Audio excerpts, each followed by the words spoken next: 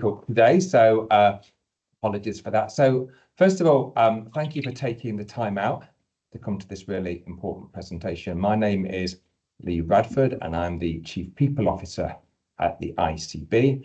I'd also like to introduce my colleague, Susan Spray, who's the Programme Lead for our Careers and Anchor Development work, who's going to be co-delivering this for me today.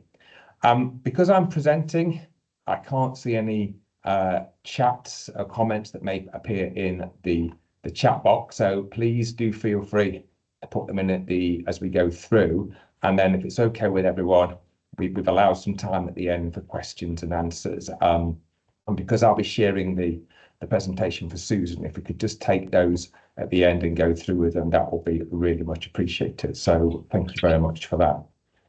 So what I'd like to do today is talk to you about something called a one workforce ethos, an approach that we're starting to develop across Derby and Derbyshire, and kind of explaining what that is, why it's so important, what is the problem that we're trying to solve, and what it means to our people in Derby and Derbyshire. So one of the key problems that we're all facing nationally, not just in Derby and Derbyshire, is that there is a real challenge to attract, develop and retain a sustainable workforce supply in both health, care, the local authority, our voluntary sector and social care sectors, to actually be able to deliver integrated care to our people and residents in Derby and Derbyshire. And this, to say, is not unique to Derbyshire. The world has changed quite significantly now post-COVID.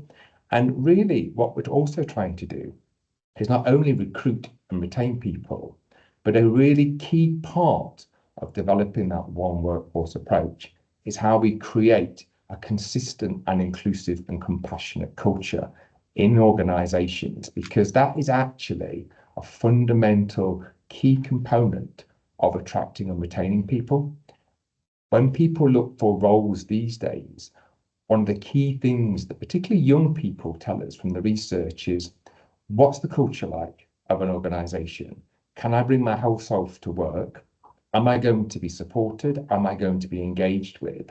And actually, the kind of the remuneration, the salary expectations are kind of further down a list of the things that young people in particular are looking for. So the culture piece is absolutely critical.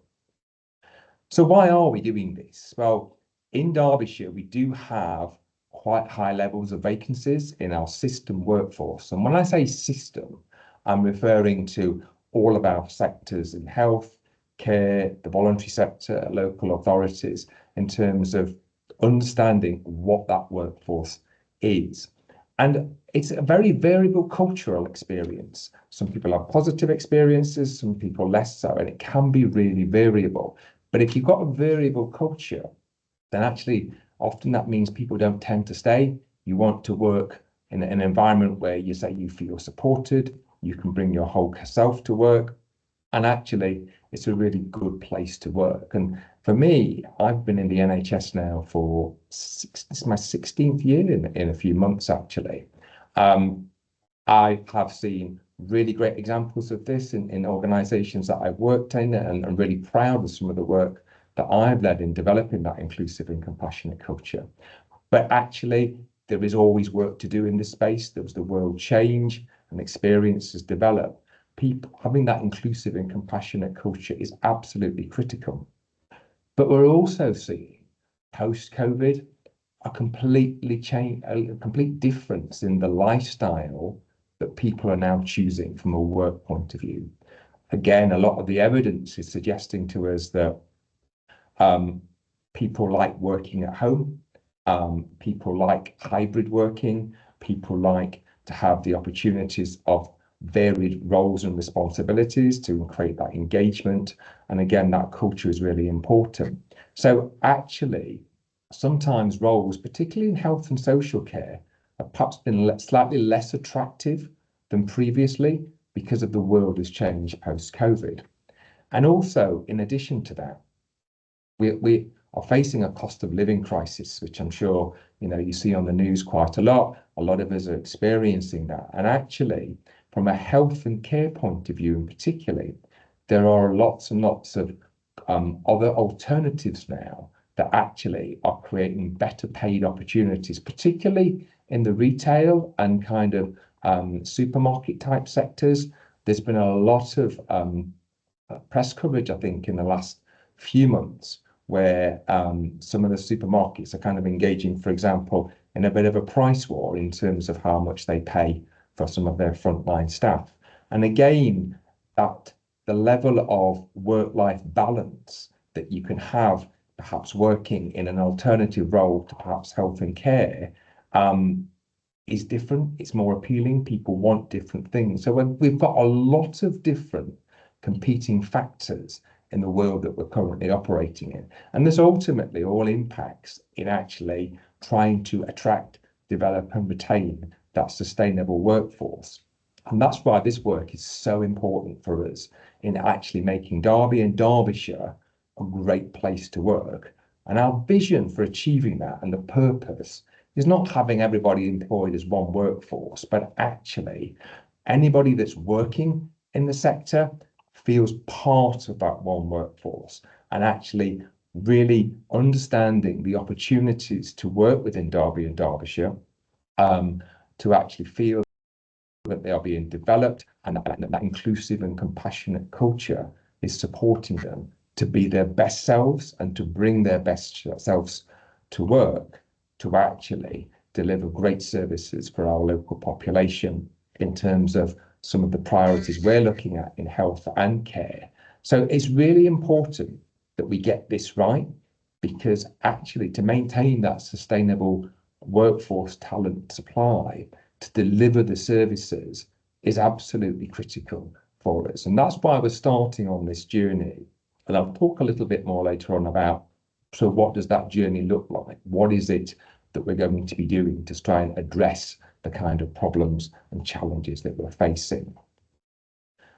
The heart of this, there's a number of principles that we have adopted with our partners and the integrated care partnership across the Derbyshire to understand what is it that we absolutely want to bring to life in terms of our vision and our ethos and approach.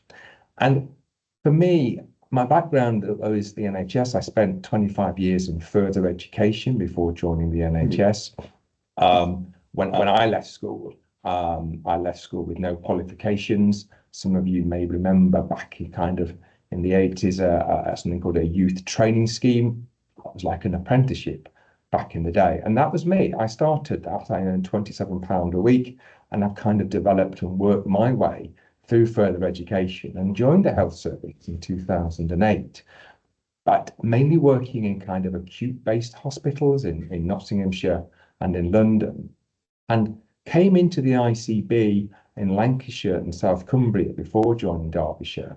And what really struck me about working in a system space, working with the voluntary sector, the social care sector, as well as health and the local authority, is just how much passion and commitment and opportunities there are to develop shared solutions to some of these problems in terms of attracting, retaining and developing our current and future workforces. And actually, this is something that's why I'm so passionate about this, because for me, really thinking about making that sustainable workforce to deliver those key services to our local population is absolutely at the heart of this. So how we look at developing those shared problems and solutions as part of that. And part of it has to be understanding each other's world. I know what it's like to work in and walk in NHS shoes, but I don't necessarily know what it's like to walk in the voluntary sector or social care shoes. So actually developing shared problems and solutions and understanding each other's world and opportunities of how we can do things better and once and well for Derbyshire is really important as part of this journey. But also really developing a sense of belonging and people feeling part of that workforce and making sure that we embed that equality, diversity and inclusion as part of that inclusive and compassionate culture. Because the inclusive and compassionate culture is absolutely, as I said earlier, what a lot of people are looking for now in roles If you've got a culture where you can bring your whole self to work, that you feel supported, your health and well-being is considered, and you can develop and really utilize the skills that you've got to be your best self, that's really, really critical. And getting that right for organizations is absolutely one of the key priorities from a workforce point of view. And talking to local authorities, a council, colleagues in the councils and the voluntary sector, everyone is grappling with this about trying to get it right and how we can really attract and develop our current and future workforces. But doing it together as a system, as one, and doing it well for Derbyshire, actually, there's far more opportunities to use and share resources to develop our people collectively to feel part of that one workforce in Derby and Derbyshire. And also, for me, something that I'm very passionate about, I've shared with you some of my own journey around, I left school with no qualifications. I wasn't particularly academically gifted, but actually the YTS, the apprenticeship scheme, that kind of really saved me because it really allowed me to bring my whole self into a role, into employment. I went to college one day a week. I was developed, and throughout my career, I've been really fortunate in that actually the development opportunities that I've had has allowed me to be sitting here today. But actually, these days, we need to think about different routes into local careers. And so, as a practical example, when I've done previous work in Lancashire and South Cumbria, where I was employed previously before coming into Derbyshire, having done similar engagement work and talking to lots of people in communities, one of the real common themes that I heard a lot of is that people who have had experience of caring for loved ones, but perhaps are terminally ill or have got a disability, they have got so much life experience, so much compassion, so much give and wanting to make a difference that actually trying to get into health and care as a frontline carer because it's something they really enjoy and they really want to make a difference to, they can't get in because they didn't have their kind of CSEs, O levels back in the day. And actually, people with that lived experience have got so much to give to our communities that it's because they haven't got a piece of paper and yet are completely literate and completely numerate, that's a barrier to getting in. And these are the sorts of things, by understanding our local population better, what some of those issues are, what can we do to change that? Because ultimately, to make a really inclusive and compassionate culture and creating that one workforce ethos, what we really want to do is attract and retain and develop our existing and local population to care and work in Derby and Derbyshire. And actually having different routes into employment is just one example of the sorts of opportunities that we can work collectively to allow people to come into a different route into employment. And I often say to people, certainly in the NHS, sometimes people think of, oh, and the NHS is just about doctors and nurses. And you know what? There are over 100 different professions, both clinically and non-clinically, in the NHS. Often when I go out and speak to young people about considering a career perhaps in finance or HR or procurement or IT, in the NHS is probably something that people wouldn't necessarily associate as a career option, and yet there's so many opportunities out there. So actually understanding what some of those local opportunities are to support that career development. And Susan will talk a little bit more about that in a moment. Just to give you some kind of context of the challenge, the size of the mountain that we're trying to climb, really. These are just some interesting statistics to think about in terms of nationally. There are over 100,000 vacancies in the NHS. That is an awful lot of people. And in the next slide, I'll talk about what that means for Derbyshire.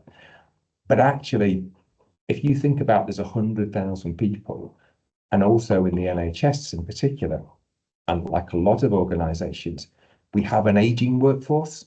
So people are thinking about retiring, making different life choices, wanting to do something completely different post-COVID. We really need to think about how do we attract, develop and retain our current and future workforces. And the biggest vacancy rate is actually in mental health. So there's an awful lot of pressure on our acute trusts, particularly at Derby hospitals and Chesterfields, where we've got busy A&E departments. But actually the biggest vacancy rate in the NHS is around mental health. We're seeing a huge increase in people requiring mental health support, and sometimes that can be crisis, that can be more long-term support, and yet that's our highest vacancy within the NHS. We're also suffering from kind of low satisfaction rates. So nationally, once a year, we do what we call our staff survey, and that gives a kind of a litmus test in terms of how the workforce is feeling. Are they satisfied? Do they feel that they have the opportunities to develop? And are they getting a good work-life balance? Are they being overworked? Are they in a supportive environment? And at the last staff survey, 29% of the workforce are thinking about leaving the NHS. And that's an awful lot. That's a lot of people. If you think about the NHS as being about 1.8 million people in total nationally, that's a lot of people. That is a lot of people. And the main reasons is going back to what I was saying earlier about people want a more improved work-life balance, and particularly through COVID, people are evaluating what they want out of life, how they want to work, better work-life balance, to spend more time with family, to do things differently, to have a less stressful job. And yet the NHS and social care is such a hugely rewarding career, but it's now people are starting to think differently because of, post-COVID, people are thinking differently. So how do we create that culture, develop our people to want to come into and stay within the NHS? And because of health issues as well, which in social care, in last year during the kind of the annual kind of census, if you like, in terms of the workforce, there were 131,000 vacancies. That's equivalent to 8.3% of the workforce. That is more than the NHS.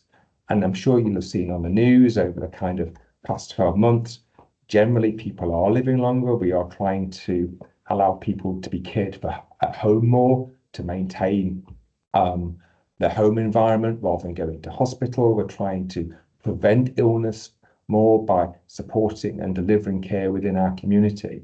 But our social care and voluntary sector organisations and local authority play such an important part in able to deliver that.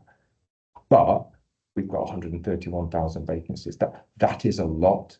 And again, we need this workforce to come into health and social care. And what we need to do is, again, that one workforce approach about how we can support people to come into that. And we also know nationally that nursing applications and universities are down by 32%. And what that actually means is to train a new nurse, a newly qualified nurse, takes 3 years.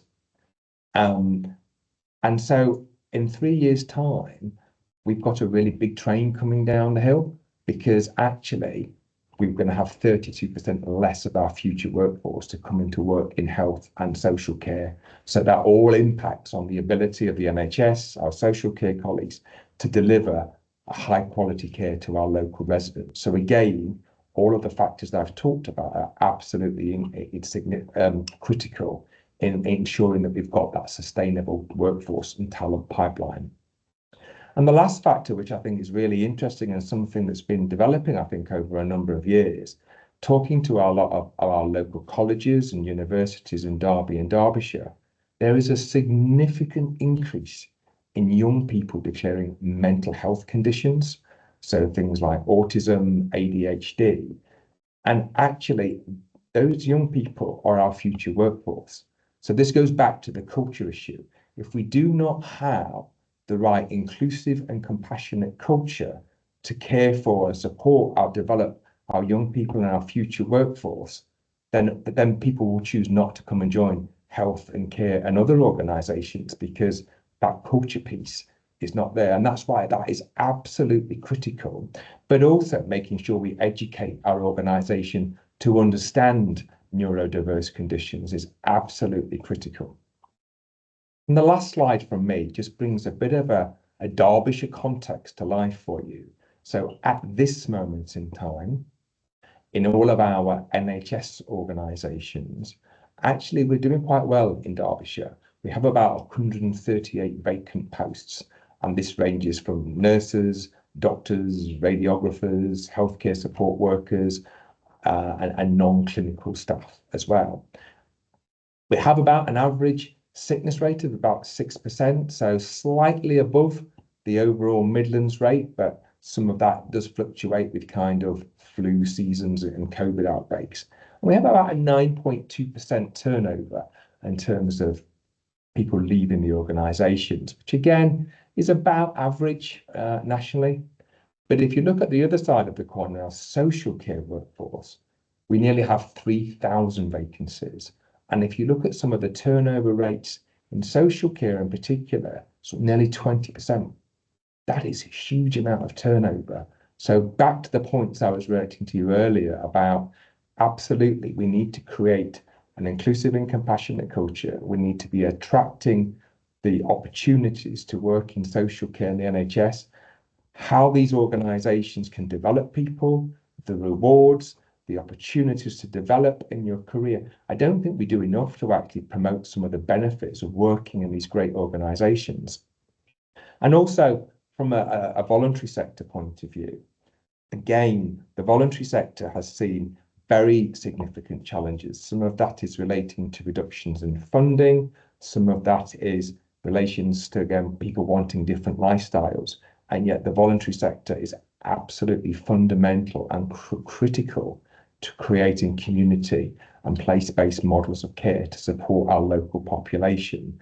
So for me, understanding all of these workforces, their challenges, what we can do to create a sustainable talent pipeline to support all of our workforce across Derby and Derbyshire and make it a great place to work is really something we are absolutely committed to and really wanting to make a difference. But having said some of these challenges, we're not starting from a 0 point. We're actually starting on this journey from a strong point. And I'm going to hand over now to my colleague Susan to talk about some of the work that we're already doing to support some of this. Thank you, Lee. That is really useful in terms of setting the scene, I think, for my next 2 slides of the presentation this afternoon. Good afternoon, everybody. I'm Susan Spray and I'm the Careers and Anchor Lead. I sit within Lee Radford's team within the Chief People Officers Directorate within the Integrated Care Board, but my role is across the entire breadth of the Integrated Care Service. I've been in this role for about 5 years now, and I think this is going to demonstrate to you that, as Lee's pointed out, that not only are we starting from a strong position, I think the component of the slides that I'll be sharing with you this afternoon will demonstrate that we have the buy-in from our provider organisations across the breadth of Joined Up Care Derbyshire. We are committed, because of the workforce challenges that Lee's outlined, to doing this work collaboratively, and we're going to take a little closer look into some of those examples through my part of the slides. So thanks very much for sharing on that. So yeah, we are not starting from scratch. Indeed, we have a system partnership that has been supported by providers within Joined Up Care Derbyshire for the last 5 years now. So we have a joint team, the engine room, if you like. Some of you externally and internally will know this team as Joined Up Careers Derbyshire, almost the workforce arm of Joined Up Care Derbyshire. Our remit and our responsibilities span right across the breadth of recruitment and retention, So a lot of the work that we are doing is around that future workforce supply. We've got a really good relationship, engaging really closely with our schools, our colleges, our local universities around that attraction piece and future workforce supply. So bridging that gap where we know that we have got some of those shortage professions that are causing us real workforce challenges across very different levels of services and sectors within health and social care. So with that commitment from our system partners and providers sitting within Joined Up Care Derbyshire, we're already starting to do this work at system level. And the wheel here on this slide just illustrates some of the headlines around what our focus is on this current year. Our priorities for this work are very much in line with local and national priorities, as you would expect. This year we have got a strong focus towards supporting the integrated care service with workforce supply because of the challenges that Lee's outlined, but also as our commitment to supporting the integrated care service and our local people and communities, creating a thriving labour market, fostering social economic growth, and we're going to take a closer look at some of the examples of that work in just a moment. I wanted to first of all just sort of set the scene that we've already got a pledge from our local partners within Joined Up Care Derbyshire to doing this work collaboratively. We've developed a health and social care workforce charter. So again, that's local employers giving their commitment to doing this work together, recognising that as one workforce that we are stronger together, trying to reduce some of that duplication around those recruitment and retention priorities. The wheel here just gives a walkthrough of the programme of work, and that really starts at those very early years. We are working closely with schools and colleges around the attraction part of working within health and social care careers. We've got 350 different roles within our sector, and when we've engaged closely with schools and colleges, we have learned that there is a very limited understanding across our future workforce around not only those roles and the development opportunities, but also the entry routes to join in the sector.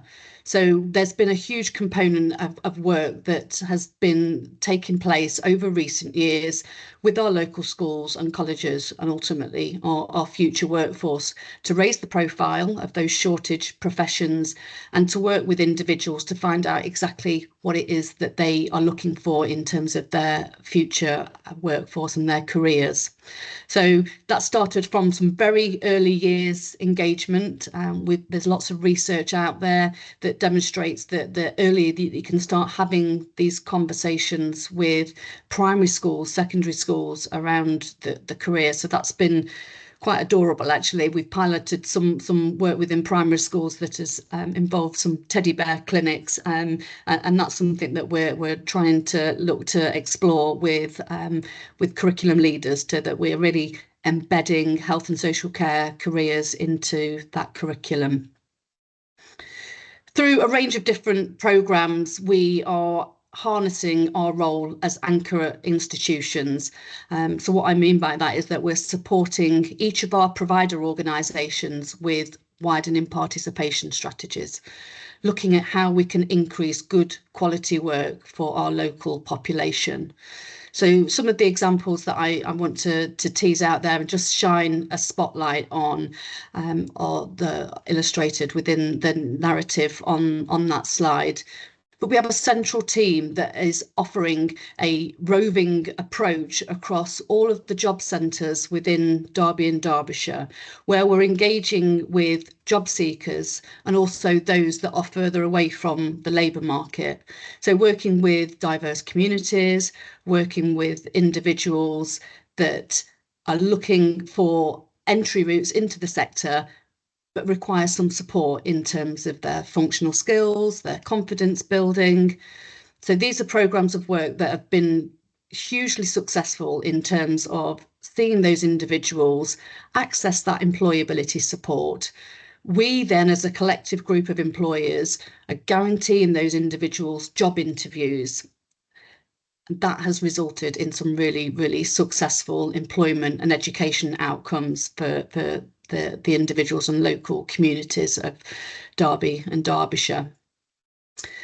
One programme that, again, I wanted to draw a bit closer attention to you is the work that we're doing to support young care leavers.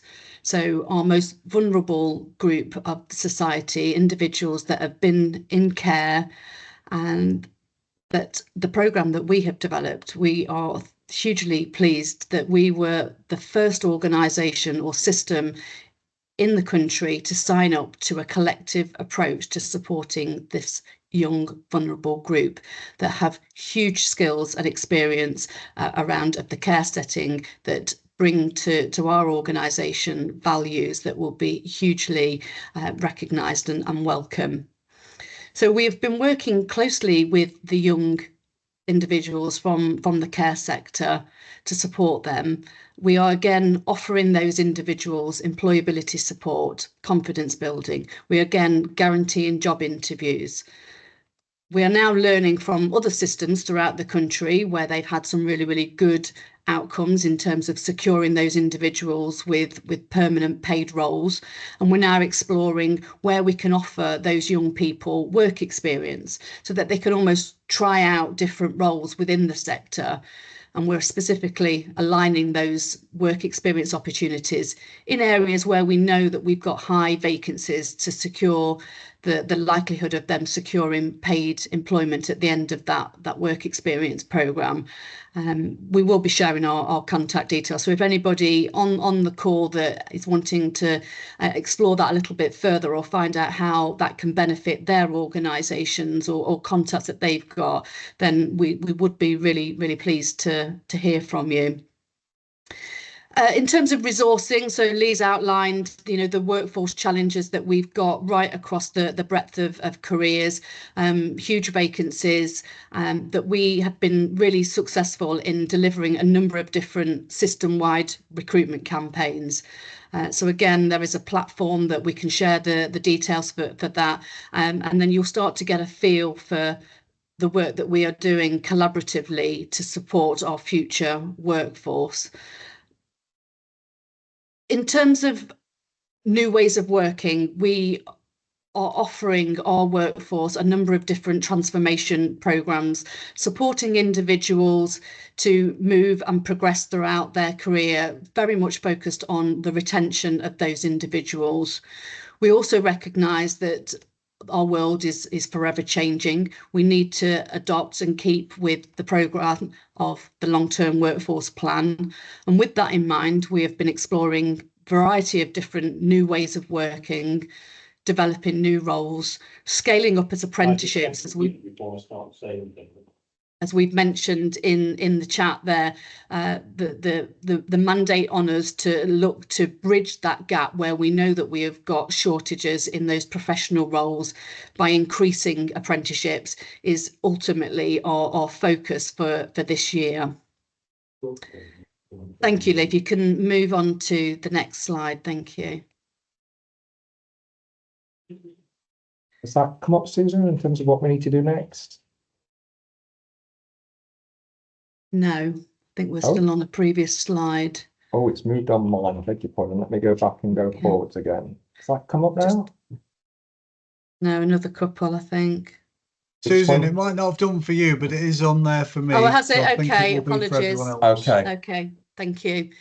So I want to share with participants this afternoon some thinking around our proposals around how we take this work forward. You've heard just a few examples of the work that we are already doing as a system, but as we enter into the next phase of the One Workforce strategy and approach, our intention is to be able to scale up this work further beyond, and that is going to be starting with a whole system engagement piece with our existing staff, with our existing leaders, and also with our future workforce. There's an expectation upon integrated care systems to collaborate to make the better place to live and work here within Derby and Derbyshire. We've given examples of where we're already doing that across a variety of different people functions. The area that I'm responsible for is around workforce supply, socio-economic development, but there are a number of other shared programmes of work that we're already making some really good progress. Health and wellbeing, talent, leadership. And whilst there's always an open invitation for all of our providers to join in on the shared programmes of work, this has typically been led by the NHS. And now I think we have a real opportunity to shift that focus and shift that emphasis. And that is exactly why we are driving forward with the One Workforce strategy and approach. There are hundreds of sovereign organisations here within Joined Up Care Derbyshire. And the reality is that there are very differing levels of terms and conditions. We have different pay bargaining arrangements. The financial challenges are throughout all of those different sectors, and we have very different levels of investment across all those organisations. Those organisations ranging from individuals and workforce of 10, and then in the case of University Hospitals of Derby and Burton, up to about 13,000. This presents us with a real opportunity to better understand the current state of each of those professional roles, settings and sectors within the health and social care. So that is why we are progressing now to having a series of engagement sessions where we can understand from our staff, our leaders, our future workforce, exactly what those opportunities are to work together and what those challenges are. Once we're able to develop a more thorough understanding of the sectors, the challenges and the opportunities, the intention is that we will be able to scale up the work that we were already doing and really maximise the impact of that. And that could include improving our health and wellbeing offer, the development of our staff, how we recruit, how we attract. So this is an engagement piece that is going to be working really, really closely with all of our professional groups across Joined Up Care Derbyshire and our future workforce. My role in that specifically will be around the engagement with our local schools, our colleges, around that attraction piece. We've heard from Lee outline what we think and the research is telling us in terms of what our future workforce is looking for, but this engagement piece will really help us to have that better level of understanding. At any one time, we have about 1,500 local health and social care students studying a variety of different courses here within Derby and Derbyshire. And ultimately, we want to improve that retention of those students to ensure that when they complete their programme, that they translate into our employing organisations. So there's a whole piece around what we need to do to make more inclusive routes into the sector, breaking down some of those barriers and understanding exactly what is important to our next generation. Thank you, Lee. Thank you, Susan. And so really just to conclude this before I go to any questions, this slide just outlines the next steps really. So our first step is to create a One Workforce steering group from all of our sectors. That met actually for the first time last week. It was a really exciting meeting, lots of energy, lots of commitment in terms of how we then start to develop this One Workforce approach and ethos.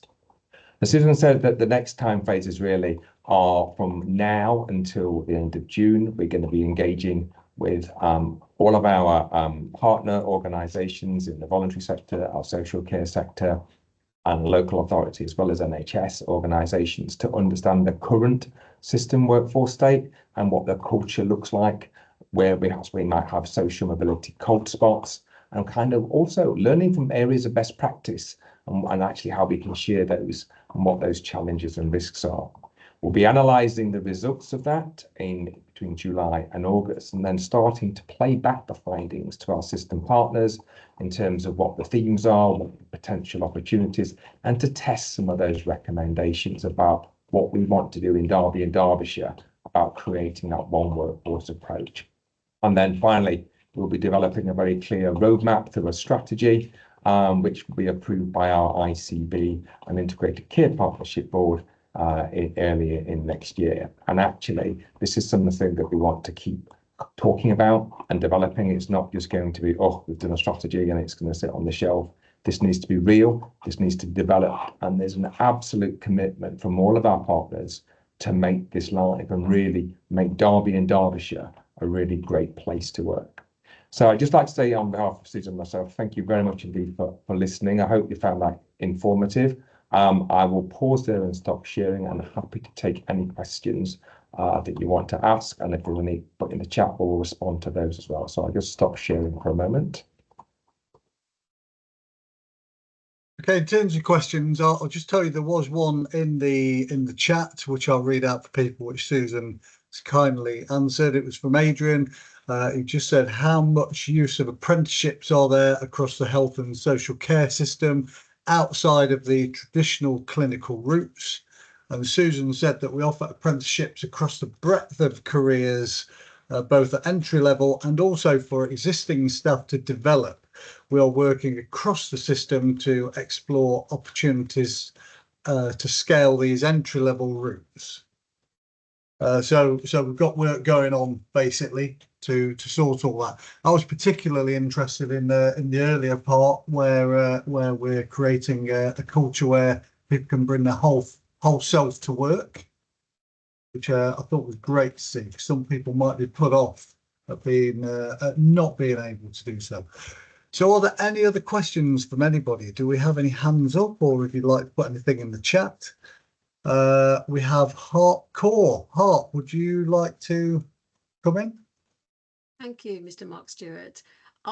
I'd just like to come in and say thank you very much. The slides of the presentation, this is the first dialogue meeting I've come to, and I'm really impressed with the work that's been thought out and timescales and accountability, but also joint up working right across our system. So thank you very much for that. I've quite enjoyed it immensely. Thank you, Harper. Thank you for the comment, and really great. Thank you. Really appreciate that feedback. I think this is a really exciting journey that we're about to go on, and I think so far, having spoke to so many organisations, it feels like people have been waiting for this, and it's a real opportunity to make a difference ultimately for our patients and citizens in Derby and Derbyshire to experience great and inclusive care. So thank you very much for your support. Really appreciate it. Thank you. Okay, we have a couple of hands up. We have Leslie Sermon. Leslie? Hello, thank you. And thank you for the presentation. Not only was the presentation great, but the content was absolutely super as well. It's so good to hear this. I'm a retired nurse myself and come through it rather like you, Ian, with just a couple of CSEs. So, you know, it's been a hard slog. But I was particularly kind of thinking we miss out on a lot of good potential because we don't fit into a particularly academic group, and we all blossom at different times. You know, I've now got a bachelor's, a master's and a PhD. I was thick at school, apparently. So with the right nurturing, we can actually bring these people along really well into really good jobs that they will love and cherish. I heard that you were going out to places like schools. Are you going the length and breadth of Derbyshire? Because I'm up in Glossop here, and we really want to see our kids get the same benefit that they will elsewhere. Shall I respond to that question? Thank you very much for that. Yes, we are. Our offer is entirely across the geographical boundaries of Derby and Derbyshire, and sometimes actually tipping over into Staffordshire, actually, because we do straddle across their integrated service with our hospital in Burton. So to answer your question, yes, absolutely, Glossop is part of our portfolio. Quite often the work that we do within schools and colleges is specifically on request, so people will contact us and say that they are having an apprenticeship week, or could we come into the school and do a talk in assembly or do a particular spotlight session on certain roles. So again, I can share my contact details if you're making a sort of a general inquiry, or equally if you are sort of speaking on behalf of a particular school and you'd like to explore that further, then we can connect. That's brilliant. Thank you very much indeed. And thank Great you to for your hear. question. And it's really great, and I think you'll appreciate it. Really, the world of nursing has changed massively, and certainly in the past 5 years. And really great to hear those words of encouragement. And I think you're absolutely right. Your opening comment about there's so much more we can do, and actually to support our local people to come into health and care. So really great to hear those words. Thank you very much for that. Next with a hand up is Pete Purnell. Pete. Yes, I was going to ask you about co-production, which is an idea I've been somewhat involved with locally, which is the idea of professionals sharing power really with patients and getting them involved much more in their activities, so that it becomes more of a joint approach to a whole variety of things within the NHS and social care. I was just wondering, in talking about human resources and recruitment and training, how much progress has co-production got yet as an idea within the integrated care system?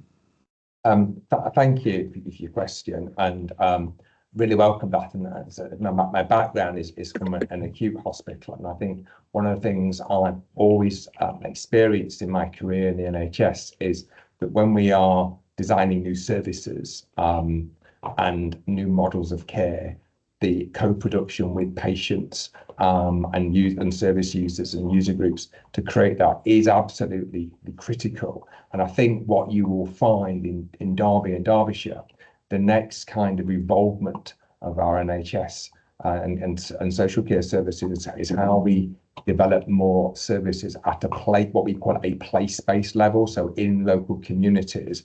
And certainly as part of that journey, patient engagement, we have a number of patient engagement groups, and each hospital will also have specialist patient and service user groups to input in the development of that, and that voice will be absolutely critical in terms of supporting that. So I absolutely can tell you that journey's definitely started in the NHS and care, and I think as the place-based partnerships and models of care develop, patients and service users will absolutely be key in that. And as an ICB, we also have that patient engagement group, and Mark, you might just want to comment on some of that if you're involved with that from the engagement team. From a workforce point of view, part of the workforce opportunities is absolutely around making sure we've got the right workforce to deliver those models of care. So actually having in co-production with our partners is critical to this, because as I said earlier on one of my slides, the steering group that we have for this involves the social care, the voluntary sector, our university, our colleges, the NHS, and our local authorities in terms of that co-production piece of the workforce. So actually developing the models of care with the patient and service user voice is definitely there, and that is a key part in making sure we get our services right. But from a co-production, from a workforce point of view, absolutely we've got the right people around the table. Thank you. Yeah, Pete, I'm in engagement. Co-production, even though it's been around for a little while, it still feels like it's in the early stages, even though we are trying to put it into absolutely everything we do. Co-production by its nature needs everybody to be involved, and so we're still trying to get people around the table and on board with it. But there will be fabulous fruits born from it when we get more pace going on. So we have another hand up, Irene. Hello. Can I ask how you're going to involve GPs in all of this? Because I'm conscious that our practice was very clear to tell us at a patient group meeting that they aren't part of the NHS, they're just an NHS contractor, but they employ a lot of staff and in a way are the gateway to the NHS. And I think their workforce planning is really important. Thank you, Irene, for your question. I couldn't agree with you more, and I absolutely can confirm that primary care is represented in our One Workforce steering group, and also in kind of my day job in terms of giving visibility of the workforce both in the NHS and the GP and primary care settings. We have regular workforce reports that go into our board, so there is visibility and some of those areas that you're talking about. So there is a voice definitely around the table, but for me, the bit I'm really interested in coming out of this, so primary care GPs will be engaged as part of this process. When I've done some similar work in Lancashire, one of the things that we were absolutely able to do is, once we understood, as a simple example, from a workforce point of view, what some of those key roles, those hard to recruit to roles in terms of recruiting new staff, but also retaining it, what we actually were able to do is a system is give some of our apprenticeship levy to GPs and primary care to help develop and retain the workforce. But part of this engagement piece is to understand what some of those challenges are. And if you would like us to come to your own practice, we're more than happy to have a session with your practice manager, yourselves and others to understand that, because for me, understanding that baseline, what those challenges are, and there's allow us those opportunities to develop those shared solutions and shared problems. So absolutely, the voice of the GP and primary care is definitely around the table for this. I shall pass that on at the next meeting. Please do. Thank you, Irene. So we don't have any other hands up or anything in the chat. Does anybody else have a question they'd like to throw in? A couple of minutes left if you wish.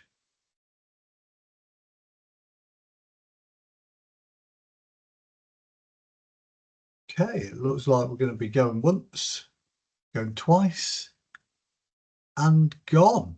Okay, if anybody does have any questions that they think of after the session, please feel free to raise them to me at ddicb.engagement@nhs.net. You've all had the email address on the invite, and I'll forward them to either Lee or Susan to be answered, and also added on to the Q&A, which is going to get published.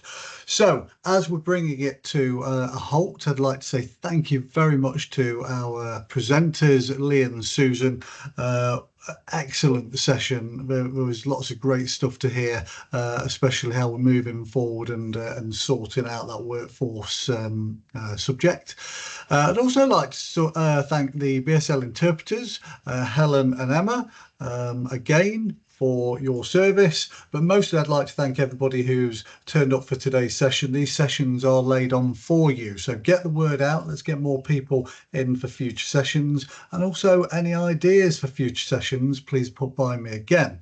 So a recording of this session will be put on the Derbyshire Dialogue website as always, and I'll send a link out for that later on today.